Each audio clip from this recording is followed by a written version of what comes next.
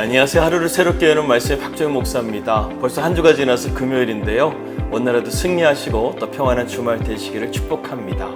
오늘 우리에게 주신 하나님 말씀 함께 보도록 하겠습니다. 유다의 아사왕 둘째 해에 여로보암의 아들 나답이 이스라엘 왕이 되어 2년 동안 이스라엘을 다스리니라. 그가 여호와 보시기에 악을 행하되 그의 아버지의 길로 행하며 그가 이스라엘에게 범하게 한 그 죄 중에 행한지라. 이에 이사갈 족속 아이아의 아들 바아사가 그를 모반하여 블레셋 사람에게 속한 기쁘돈에서 그를 죽였으니 이는 나답과 온 이스라엘이 기쁘돈을 애워싸고 있었음이더라.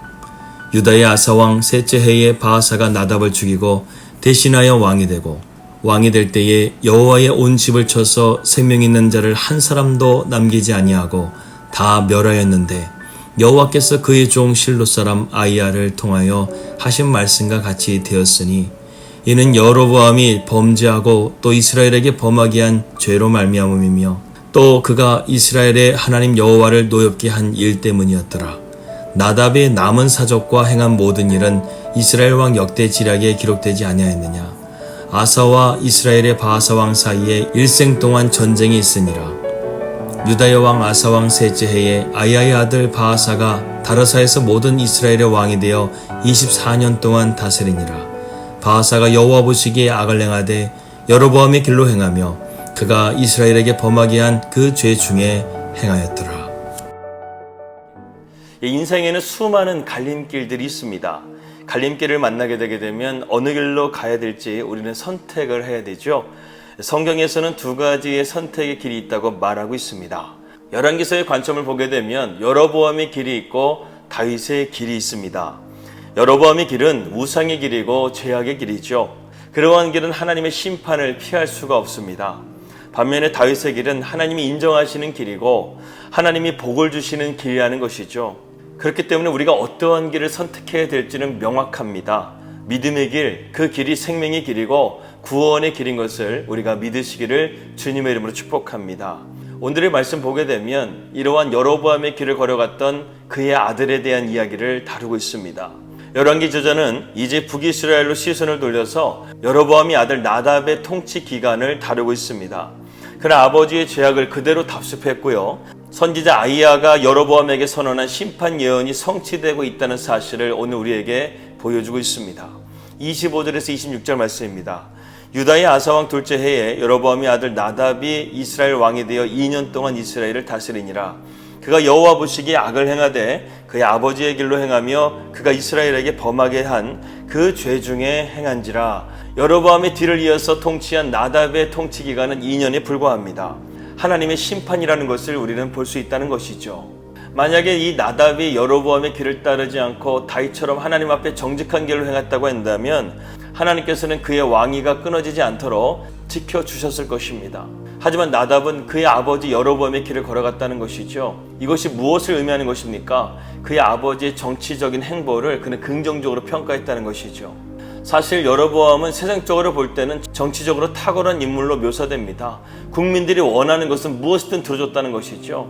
그래서 베델과 단에 제단을 세우게 되고 산당을 세우게 되고 그들이 원하는 절기에 절개를 맞춰주고 레위지파가 아니더라도 제사장을 세우게 되는, 한마디로 말해서 사람의 편의에 중심을 두고 다스리는 왕이 바로 여로보암 왕이었다는 것이죠. 오늘날로 보게 되면 그러한 국민의 눈높이를 맞춰주는 정치인이었다는 것입니다. 하지만 이스라엘 백성은 그러한 사람의 중심에 맞춰지는 나라가 아니라 하나님의 통치의 원리대로 다스려지는 나라가 바로 이스라엘이었다는 것입니다.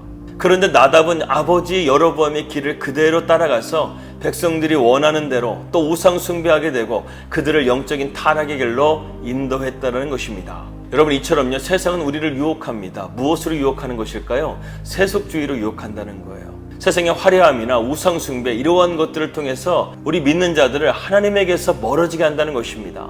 여러분, 나답은 어제 우리가 아사왕의 이야기를 나눴던 것처럼 다윗의 길을 걸어가야 됐다는 것이죠. 하나님의 말씀을 붙드는 길로 걸어가야만 했습니다. 하지만 그는 욕심의 눈이 멀어 죄인의 길을 걸어갔다는 것입니다. 여러분, 하나님께서는 자비 하나님이시죠. 인내하실 하나님이십니다. 오죽했으면 하나님께서 나답을 2년 통치하는 가운데서 그를 심판하셨겠습니까? 그가 죄에 붙잡혀서요 마귀의 종이 돼서 하나님 말씀 가운데 온전하게 순종하지 못하는 죄악의 길을 걸어갔다는 것이죠. 그래서 오늘 27절 28절 말씀 보게 되면 하나님께서는 이사갈 지파의 바사라는 사람을 일으켜가지고요 전쟁 가운데서 반란을 일으켜서 이 나답을 죽입니다. 얼마나 비참하게 죽습니까? 여러분 오늘 본문 말씀 25절에서 32절까지 7절이 되는 말씀 가운데서 나답이 행한 것이 무엇이 있습니까?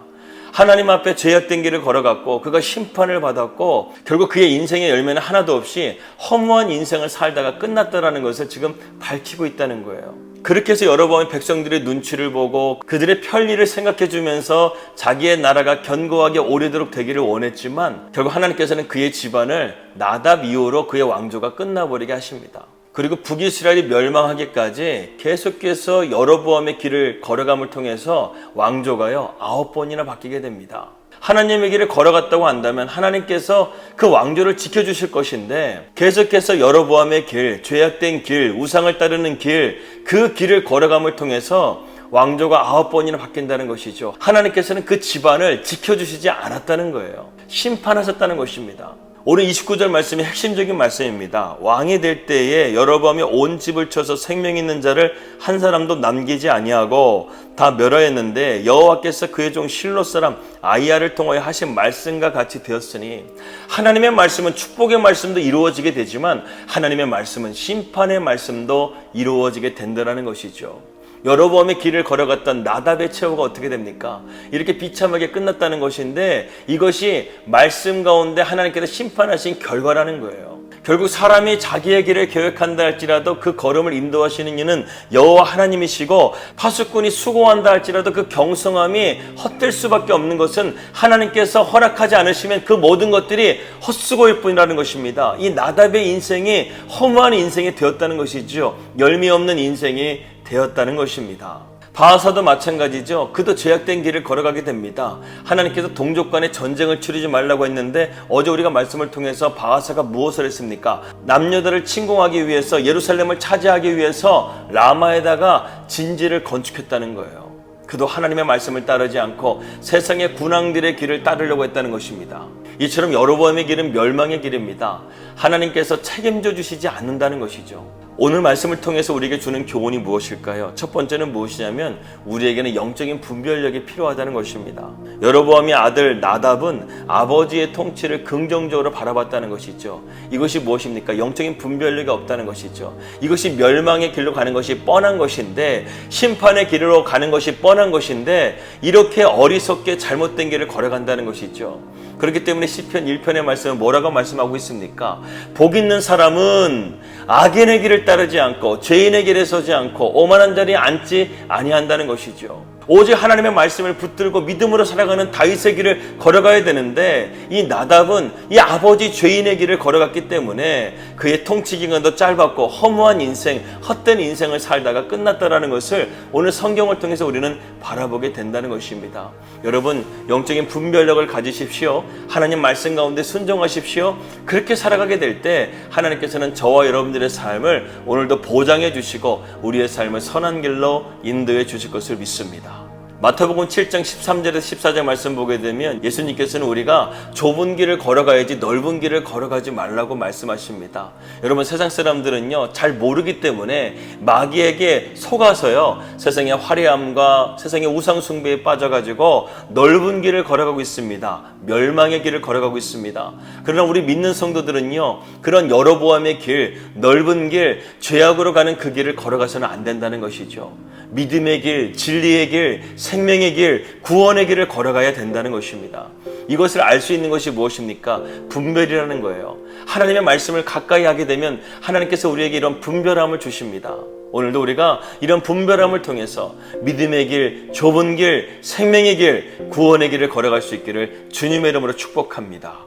두 번째로는 죄의 대가는 멸망이라는 것이죠. 이 나답을 보게 되면 죄의 대물림이라는 것이 무엇인지를 보게 됩니다. 바로 아버지 여로보암의 그 길을 그대로 따라가게 되면서 그도 죄인의 길을 걸어가게 된다는 것이죠. 그뿐 아니라 그는 왕으로서 이스라엘 백성들을 심각한 죄악의 길로 이끌고 있습니다. 하나님은 결국 나답을 심판하시죠. 생각해 보십시오. 2년 만에 그를 치셨다는 것은 그가 어떤 왕들보다 죄악된 길을 걸어갔다는 것을 우리는 보게 됩니다. 쉽게 말해서 그는 사탄에게 조종당하고 있다는 것이죠. 무당들을 보십시오. 귀신들에게 사로잡혀가지고 노예로 살다가 결국 육체가 병들고 약해지게 되면 다른 사람의 몸에 들어갑니다. 그리고 버려진 몸은요, 대부분 비참하게 병들고 죽게 된다는 것이죠. 죄는 우리를 절대로 좋은 길로 인도하지 않습니다. 죽음으로 인도하고 늘 불안과 두려움으로 인도한다는 것이죠. 그리고 결국 우리를 멸망으로 인도하고 있습니다. 그렇기 때문에 우리는 늘 기도에 깨어 있어야 된다는 것이죠. 죄는 우리의 환경을 통해서 공격하기도 하고 사람과의 관계를 통해서 공격하기도 하고 우리의 마음을 흔들어서 요동하게 한다는 것입니다. 그리고 사탄은 어제와 똑같은 방법으로 우리에게 다가오지 않습니다. 변장의 대가가 사탄 아닙니까? 거짓말의 대가가 사탄 아닙니까? 오늘도 세상은 거짓말과 온갖 화려함으로 우리를 유혹하고 우리를 넘어뜨리고 죄악된 길로 인도하고 있다는 것이죠. 여러분, 세상의 화려함에 속지 마시기 바랍니다. 세상의 달콤한 말에 속지 마시길 바랍니다. 우리가 믿어야 할 것은 오직 하나님의 말씀밖에 없습니다. 열왕기서의 말씀을 통해서 오늘 세상적인 욕심이 이러한 제약된 삶으로 우리를 인도해서 우리를 결국 멸망하게 한다는 것이죠. 우리는 이러한 것에 절대로 관심을 갖지 말아야 됩니다. 이러한 죄의 영향력에서 우리가 피하고 죄의 길에서 돌이키고 믿음의 길을 선택해야 한다는 것입니다. 그럴 때 복된 인생이 된다는 것이죠. 우리 양문교회 성도들은 그러한 것들을 담지 말고 오직 예수님만 닮아갈 수 있기를 축복합니다. 주님이 내 안에 계시면 오늘도 우리는 바른 길로 걸어갈 수가 있다는 것이죠. 주님을 나의 왕으로 모시고 그분의 다스리심을 받고 우리가 끝까지 믿음의 경주를 걸어갈 수 있는 우리 모든 성도들이 될 수 있기를 주님의 이름으로 축복합니다. 기도하겠습니다. 하나님 아버지, 감사합니다. 오늘 여로보암의 집안의 몰락을 보게 됩니다. 그것이 무엇입니까? 죄의 길을 택했다는 것이죠. 믿음의 길을 택하지 못했다는 것입니다. 이 말씀을 우리가 오늘 깨닫고 우리가 믿음의 길을 걸어갈 수 있도록 주여 우리를 불쌍히 여겨주시고 우리를 오늘도 인도하여 주시옵소서. 예수님의 이름으로 기도하였습니다. 아멘. 오늘도 우리가 믿음의 길을 선택하고 걸어갈 수 있기를 주님의 이름으로 축복합니다.